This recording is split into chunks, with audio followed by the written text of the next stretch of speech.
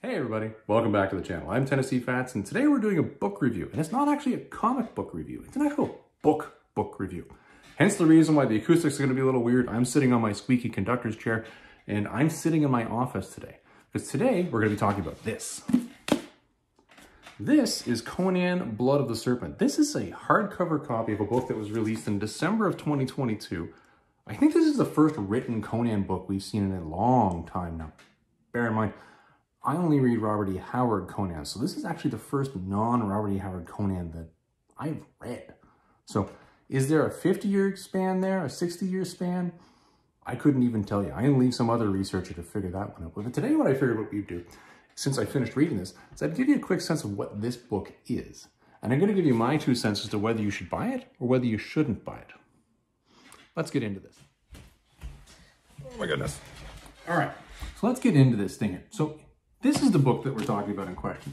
Now, I always start when I'm doing a review, I always start by saying, let's just talk about the administration on this, shall we? And let's do that here.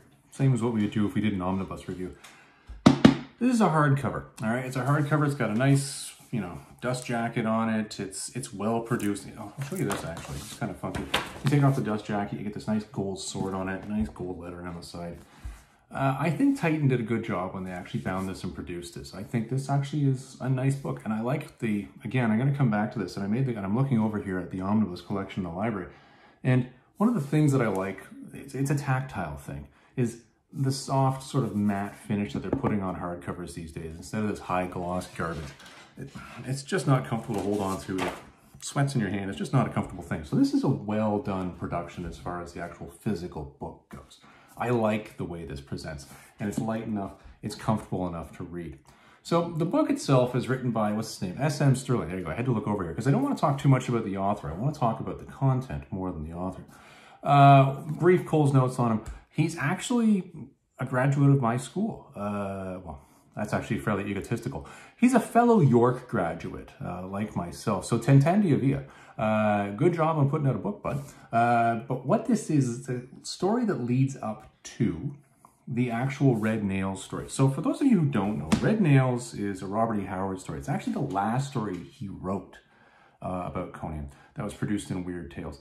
And it's actually the story that that fanzine or that pulp magazine owed him the most amount of money for at the time of his death, which is kind of a really sad story. But some people have looked at that story and they've really liked it. Some people looked at that story and they've really disliked it. I know I've actually read comments where people say, as far as The Last Huzzah for Conan goes, that was rather meh. But you know what?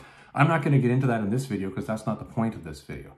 For those of you who want to know what actually happens in that story, what I'll do in the video is, and this is me doing a little bit of YouTube fanciness here, I'm going to put a link to that right there. Or maybe right there. I don't know. We'll figure out which one it is when it actually posts into the video when I publish this. And you'll see my review of the Red Nails stories where I do a Robert E. Howard Battle Royale on that. Within that, you're going to get a synopsis of what happens in the story. So I guess what Titan did on this one was they said, let's create a prequel to Red Nails. People love it, people hate it, but a lot of people know it, so let's do that. So they went out and they got this author to sit down and say, can you write a prequel for us? The opening of Red Nails starts with Conan and Valeria running into one another in a forest, and Conan alluding to a fact that when they were working for some free companions as mercenaries, that, well, Valeria had gotten herself into some hot water and had to take off, and Conan had abandoned the free companions to follow her. Obviously, there was some sort of romantic interest between Conan and Valeria. Well, maybe not the other way, but at least it was one-sided. And that was part of the reason why Conan had followed her out. Well, I guess they decided there was a prequel necessary for that. Okay, all right, I'll give you that. You know what, maybe you do need a prequel for that. So they wrote this. It's an interesting story, but first, let's get some context here. And what I'm going to do here is I'm going to do some more YouTube magic here.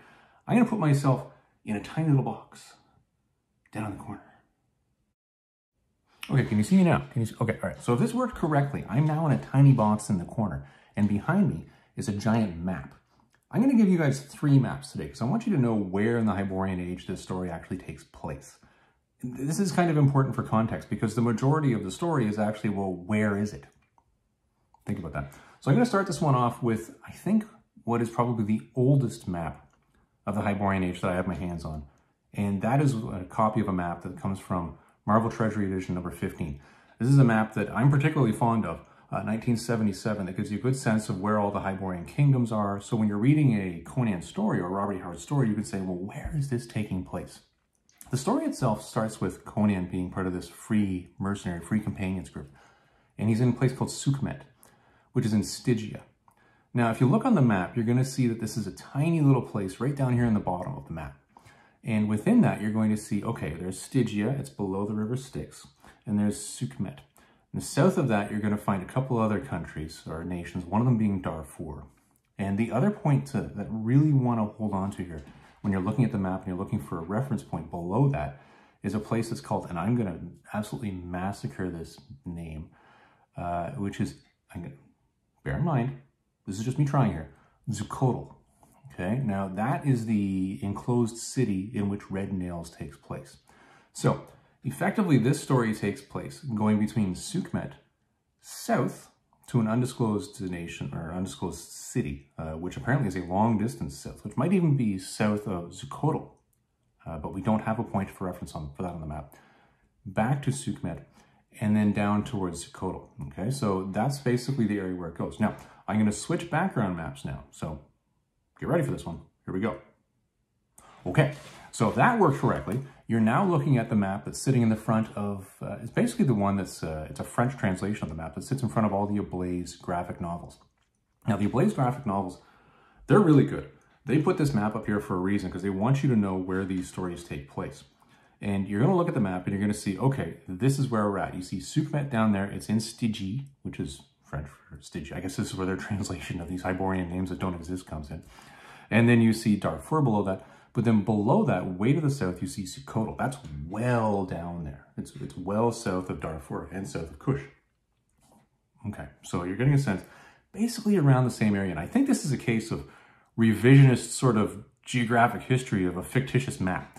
You know, Conan's been published since the 30s, so you're coming up on 100 years here. So with a fictitious map and really no sense of where these things actually are, okay, I'll accept that things can kind of move here, but let's now go to the map where the Titan Books has thrown this in. So this is the map. Get ready for it. 1, 2, 3. There you go. So there's the map that's sitting in the front of the actual Blood of the Serpent book. Now in this one, now this is kind of fun. I'm going to look down at my page here. I want to make sure I get this correctly. The geography here has substantially shrunk. So you've got Sukhmet in the south of Stygia. Okay, I'll give you that. You got the river Styx sitting up at the top of Stygia. And bear in mind, nobody likes people from Stygia. Okay, this is an okay thing in the Hyborian Age. You're allowed to not like Stygians. Okay, this is yeah, just accept that. And then you got Darfur, and right smack tab in the top of this is Zuccotle. Okay, so it's kind of moved, but bottom line is, you're dealing with an area well to the south. Now look way up to the north of this map. You'll see Samaria, okay? Samaria is well up there. You thought a couple mountain ranges between you. Conan has had to come a long way to get to where he's at to get here, okay? So that is some good distance. But overall story is, you are to the south. You're in unexplored lands by, I guess what they would, I guess in Robert E. Howard's time, consider the civilized nations of the Hyborian world, which are all sort of central. You're dealing with an area down in the south that's kind of unmapped, and really the people there are kind of unknown. That's the context I wanted to give us, okay? So let's get out of this tiny little box in a box thing. Let's get back to the big picture, shall we? All right. Okay. Back to the big picture. Okay, so here's the deal and here's what happens in the story. And I'm not going to spoil it for any of you, all right? At the end of the day, you know this leads into Red Nails. So if you know the starting point of Red Nails, you already know what the ending of this story is. Same as watching a Star Wars prequel. You already know, okay? So don't be surprised by where you're at the end of the day. So Red Nails, as you know, Conan, Valeria, meeting in a forest, dinosaur, chomp, chomp, chomp, eats horses, whole problem starts. As I said, you want to watch that one, go catch the card. I'm going to stick either there or there. There you go. Now, this one is an interesting story, and it's actually really a story that's broken into two parts, two main components. One is a slave rebellion and the events that lead up to that slave rebellion and the incidental implication of being some sort of a mystical curse that comes into play. Again, I'm not going to spoil for you what happens here. The second part of the story really is trying to run, I wouldn't say run rickshaw, but run directly into the opening point of Red Nails and wrapping up the implication of that mystical sort of curse thing that came into play. So two complete components to this story, which I think read rather well. Honestly, I think the author did a really good job on this one. And I think the story, if you're going to sit down and read it, it holds your attention. Because I'm a really slow reader, and I was able to get through this thing in less than a week. It's only 300 pages to get to the beginning of the Red Nails component. And I didn't read Red Nails again because I've now read Red Nails far too many times. If you want, like, look, here, I got Red Nails sitting inside this thing. I got Red Nails sitting inside this thing. And now I got Red Nails sitting inside the back of this thing.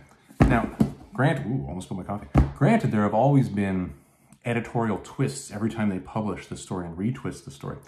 And I don't know if there's any sort of editorial twist in Titan books on this one, given the fact that, you know, Ablaze is out publishing these things in the original format when they send them out with their graphic novels. I would think that given the fact that that is current, you probably wouldn't want to be twisting that and editing that in the same contemporaneous period. So I would assume Titan hasn't done that. So when they're leading into that, you really get a sense when you're in the second part of the story, okay, I know this is where we're going to go to. But what the author did, which was really, really good to get you there, was they added a whole cast of supporting characters and some really interesting twists to make you act. Honestly, at the times when you're reading it, you're going, how is this even going to culminate? How is he going to get out of this? Like, it just seems like this massive, larger-than-life problem that's bearing down on Conan. And Conan even recognizes this as being a larger-than-life problem within the story. Doesn't even know if he's going to make it at some points in time. But you know what? He does make it through it. So, good story. I like the way that they did this one. What are some of the things that I think possibly, they just sort of stuck out to me? And this is a common thing. And bear in mind, I've already said this is a good story, and I think you'll enjoy this. And now I'm going to get to the real nerdy Conanophile. Did I just make up that word? Conanophile? Yeah, let's just go with that. So the nerdy Conanophile is only going to be the person that's going to pick up on this. And this is a trend and a theme that I'm noticing lately in some things I'm reading. Some of you might have watched my Conan the King Omnibus review. And I asked the hard question. I said, does anybody really know who this character is? Honestly, I think the author in this particular book got a very good sense of what the character was. I don't think that there was a big disconnect. But I do think that we in our times have a hard time thinking the way a quote-unquote barbarian would 10,000 years ago. We have a hard time placing ourselves in that person's mind. I believe there was a movie back in the 80s called Iceman, where there was a character in that who was thawed out. And his name was Otsu? Otsu. And I think that movie did a really good job of trying to portray what a mindset would be like that's not our modern mindset. And I think we have a hard time writing to that and relating to that now because we're just so far removed from it. Probably the same reason why we have a hard time understanding Gobekli Tepe? I don't know. I can't even say it, which tells you I have a hard time relating to it. So I think we have a hard time as a society grabbing onto that. Robert E. Howard, I think when he was going through this, just because of his life experiences, and they really are fascinating life experiences, if you ever want to look into the life of Robert E. Howard, I think he was pretty close. That guy saw some rough stuff in his lifetime. And when he was writing to a point where he was trying to make it relatable, but at the same time not trying to go over the top and lose the audience of the 1930s. Probably a good policy. He was trying to steer as clear as possible from all the blatant nudity and sex. He was trying to steer as clear as possible from just the blood and gore. He didn't want an action story to be a blood and gore story. He wanted it to be an action story. Even though he knew the blood and gore, he was trying to avoid it. And I think that's where possibly we as authors and writers of Conan now might not get there unless we have that experience. And it only comes through in very small points that a Conanophile is going to really go, whoa, wait a minute. An obvious one, and I actually made this reference when I was looking back on, what was the story I was reading? It was in the King Conan book, the King Conan Omnibus. I'll put the card up over here. In that, I asked, why in God's green earth would Conan be swearing in Gaelic? I don't understand that. You've got a guy who grew up in Samaria that's got basically a monotheistic god system. Crom is the guy, okay? He's it. Now, in a world full of a pantheon of gods, a monotheistic god system sitting in Samaria kind of sticks out like a sore thumb. It goes, really? Just one, eh? One? Okay. Now, granted, they believe in demons and all sorts of other evil spirits and curses, but it's one god, Crom. So, why is he swearing to another god in Gaelic? And it's funny because, you know, it's the exact same swearing that I see in the King Conan story where I'm like, why? Why does he know Gaelic? Gaelic doesn't exist. I don't get it. And I'm trying to remember back, and it could be that I'm just not remembering well enough, a time in Robert E. Howard's stories where Conan did swear in Gaelic. Maybe he did, and I haven't run into it yet. And maybe people have read more of it than I have. But that to me just seems odd. Some other aspects that just sort of make you go, this is sort of a symptom of why I don't get why Conan would be having intellectual prayers and conversations in his head to gods other than his own. I would think that, if anything, Conan would be having conversations out loud to gods and statues and effigies that are not his own god, potentially just to avoid problem, because as they reference in the book, it does not do one well to piss off a foreign god, granted. So maybe you want to make that out loud, but that seemed odd to me that Conan would have the wherewithal to think inside his head to have that conversation. Other things are just small things, like you cut a couple paws off of a cheetah and it dies instantaneously. And granted, this is one of these things where I've got this soft modern sentimentality, and I really have a hard time with cutting paws off of animals. But you know, this is a barbarian story, and it's a fantasy story that is not real. And it's going back tens of thousands of years. And this is a battle of survival. But when you cut two paws off of a cheetah, I don't see it as dropping to the ground and dying instantaneously. And I think that's more of an issue of us just simplifying the writing now. But again, it takes something away from that sense of the realism within the story itself. And again, these are very minor things. And it's only if you're looking for them that you're going to find these things. So the story itself, I think, does very well in getting you to where you need to go. I think that what you need to do is, as you're getting there, try to park that critical piece into the back of your head. You're like, well, would Conan really do that? And again, maybe it's just because of the focus of this channel. I spend the majority of my time asking, well, would Conan really do that? And I imagine the majority of readers probably wouldn't. So the majority of you would probably be perfectly fine with that. But that, I think, is just one thing. If you are watching for that, stop it. It's going to detract from the book itself. You will enjoy the book. Just enjoy the book. Now, the one thing in this book that sort of maybe just so, and this is not a slight on the author at all. I think this was actually pretty well done, but the question I asked was, is it actually necessary? The initial story in this one, The Blood of the Serpent, is 4 parts. The last part is sort of a quick synopsis when all the action ends at the end of part 3, where Conan is then coming up and catching up with Valeria, and is then starting the beginning of the conversation, which leads into Red Nails. What it does is it sort of paraphrases and shortens down the first part of Red Nails into 4 pages. The Robert E. Howard portion of that is a big portion, but it's sort of narrowing it down because it's sort of giving you Conan's point of view of how did we get from, you know, the end of part 3 to when I'm suddenly walking out of the bushes and meeting Valeria. And that part there, I sort of asked, well, was that actually necessary? Would this make it into further editions of the book? I honestly don't know. I think the book would have read perfectly fine if you just went right to the end of part 3, full stop right there, and then page 1 of Red Nails. But again, I'm not a book editor. I don't know. For me, I thought it was a nice transition piece. It was good because you got to see Conan's point of view of leading into that particular point. But I wonder if that'll continue to make it through in further editions of this book. So if any of you are actually wondering, do I want to buy this hardcover or wait for the softcover? If you're worried about that piece coming out or disappearing because it might be deemed as superfluous later down the road by another editor, buy the hardcover. You want to get this now. Oh, God, it's time for coffee. Oh, yeah.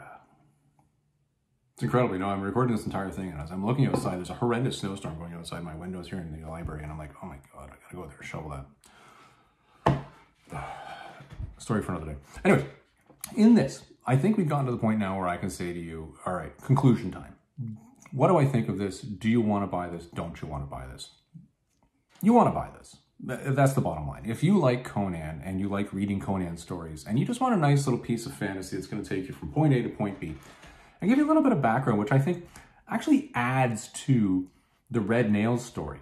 Because bearing in mind Red Nails in the back of my head now, I'm like, actually, yeah, that kind of does feel nicely into it. It adds the feels. It adds the feels. So I think this is good to buy. I do think the author did a great job on this.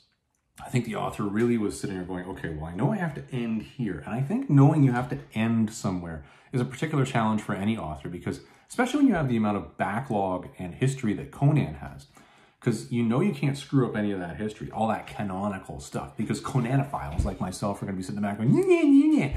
No, you can't do that, okay? So it's really difficult because you got to take yourself to that point without touching any of the sacred panacea of this is what Conan is. So I think the author did a really good job, and I'm just going to flat out say that right now. I think this reads very quickly and very well. Even for an incredibly slow reader like myself, I think this went really, really well. Titan Books did a great job putting this thing together. I think the physical copy of this and the hardbound edition of it actually works really well. Like when I'm looking at this, I like this. This is going to sit on my shelf up there beside the rest of my Conan books and my, what else is up there?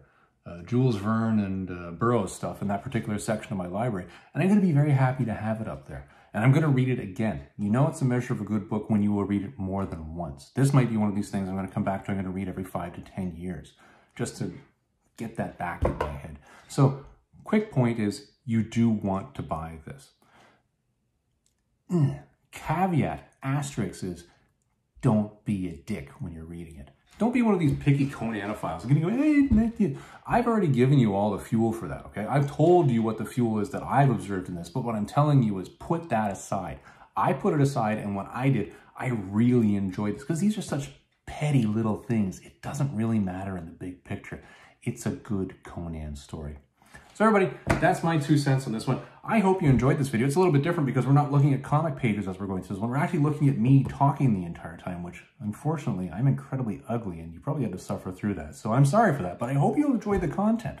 Everybody, hope you enjoyed this one. We will see you in the next video. Have yourself a great day.